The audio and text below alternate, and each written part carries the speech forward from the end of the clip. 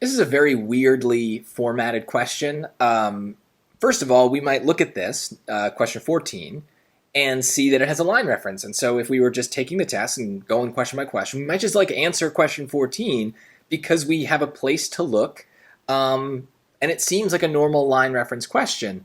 But we should try our best to always be mindful of what's coming in a reading section, right? So even though it has a line reference, I'm still looking ahead and checking out question 15.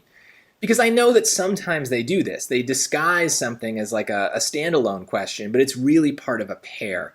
And I could answer them in that order, 14 and then 15, but it's much better to answer them together.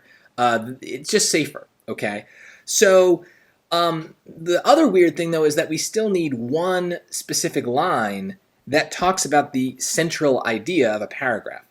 So what are we going to do here? I don't know. I would say let's read the entire paragraph thinking about the main idea. So we're going to read it fast and we're going to read it dumb, okay? We're going to go for dumb summaries. We really just want the most basic version of what's going on here. Then we'll dive deeper into those specific line references. But let's be dumb here, okay? It doesn't have to be like this. Done right, public transport can be faster, more comfortable, and cheaper than the private automobile. In Shanghai, German-made magnetic levitation trains skim over elevated tracks at 266 miles an hour, whisking people to the airport at a third of the speed of sound. So, okay, they're fast. In provincial French towns, electric-powered streetcars run silently on rubber tires, sliding through narrow streets along a single guide rail set into cobblestones. From Spain to Sweden, Wi-Fi-equipped high-speed trains seamlessly connect with highly ramified metro networks, allowing commuters to work on laptops as they prepare for same-day meetings in once-distant capital cities. In Latin America, China, and India, working people board fast-loading buses that move like subway trains along dedicated busways, leaving the sedans and SUVs of the rich mired in dawn-to-dusk traffic jams. Okay, there's a lot of examples here. And some cities have transformed their streets into cycle path freeways, making giant strides in public health and safety and the sheer livability of their neighborhoods, in the process turning the workaday bicycle into a viable form of mass transit. So what's my dumb summary? This is a positive paragraph. This is a list of examples of why public transit good. So that's it. Did I memorize all the facts about Spain and Sweden? No, I don't care. That's not the purpose here. Don't try to understand everything. Get the gist. The gist, the dumb version, is good enough. And now we can say, okay, one of those sentences in these lines here is going to capture that best, right? So now I'm almost like, okay, I got my dumb summary.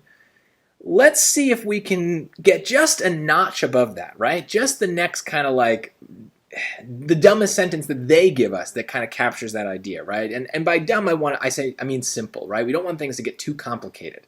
So let's see, line 35. It doesn't have to be like this. Okay, well that doesn't tell me anything. So line reference A here tells me absolutely nothing. I don't know what this is, so I don't know, maybe this is a little too dumb because I don't even know what it's about, right? It doesn't relate, it doesn't say anything positive is what I would say there. Okay, so that's not great. 35 to 37, though, that's right here. That's literally what's next.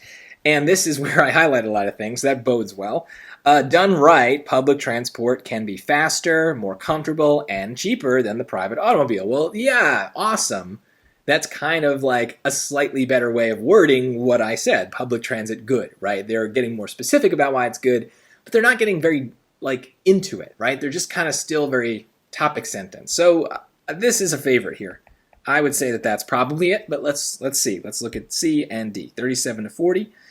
It's just the next line. In Shanghai, German-made magnetic levitation trains skim over elevated tracks at 260 miles an hour. Okay, yeah, no. This is a specific example, right? So it's too deep. It's too smart. It's true. It's helpful, but it's not big enough, right? It's too narrow of an idea, okay? 44 to 48. That is here. From Spain to Sweden, Wi-Fi-equipped high-speed trains seamlessly connect with highly ramified metro networks. Yeah. Okay, same problem, right? It's too specific of an example. That is supporting the sentence that I liked, choice B, right? So there you go. We almost, this is kind of just like a good writing tip, is when you have topic sentences of your paragraphs, you want them to be kind of dumb, right? You want them to be simple. You don't want to cram tons of information into that sentence. That's what a paragraph does, right? Is it's going to support that idea. And so that's what's happening here. We have a very generic kind of statement. Public transit is fast, comfortable, and cheap. And then we have a whole paragraph that supports that and gets into details about that. Says very smart things to support that simple idea. So yeah, it makes sense that that's going to be our answer here. But we need to make sure we also match that with one of the questions, the answers from number 14 here. So the central idea of the fourth paragraph is that European countries excel at public transportation.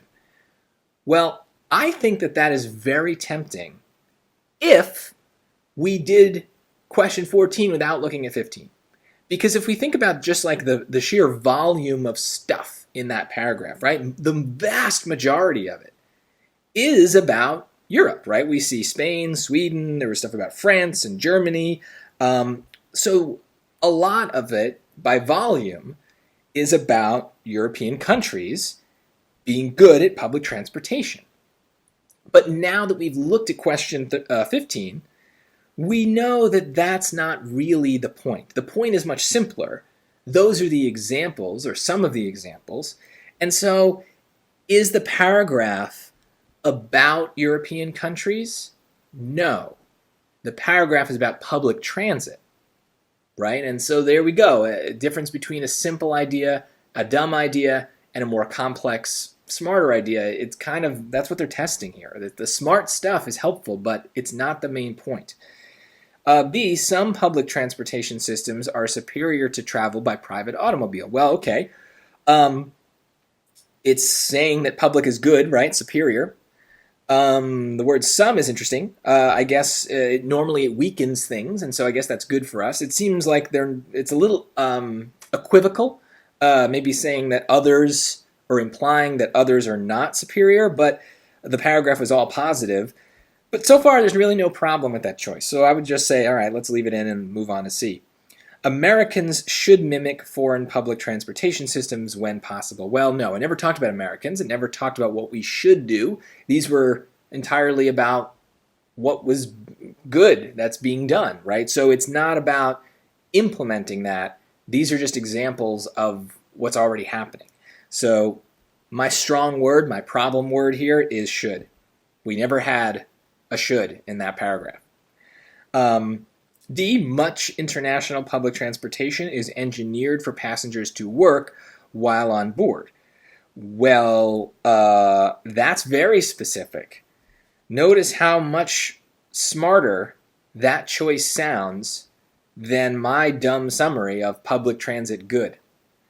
Right? That's not also what that sentence said, right? The sentence that we talked about and we chose does not talk about people working, right? Public transport can be faster, more comfortable, and cheaper than the private automobile. That does not say anything about passengers working. Now, I do remember that some of those examples talked about people working while they were going to work. So great, awesome. But central idea, this is too specific. So that leaves us with B. And the two B's do match together. And yeah, from an SAT perspective, that word some, it just means that there are some examples of good public transit. And that's kind of what our dumb summary was. And then looking at the rest of the paragraph, that's kind of where the rest of the paragraph goes. So maybe we could have gotten this right if we had done things, if we had just done question 14 on its own and then discovered later that question 15 was connected to it.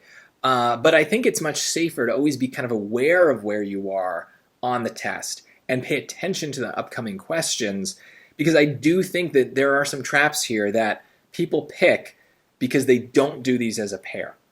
So try your best to just be mindful of that. Use the chronology rule when you can. That also kind of helps us think about the big picture of the order of the questions. But ultimately, when you do need to look at lines, a dumb summary is where you should start, and then look at smarter versions of what's going on as you go through the choices. Let the dumb version be the first version.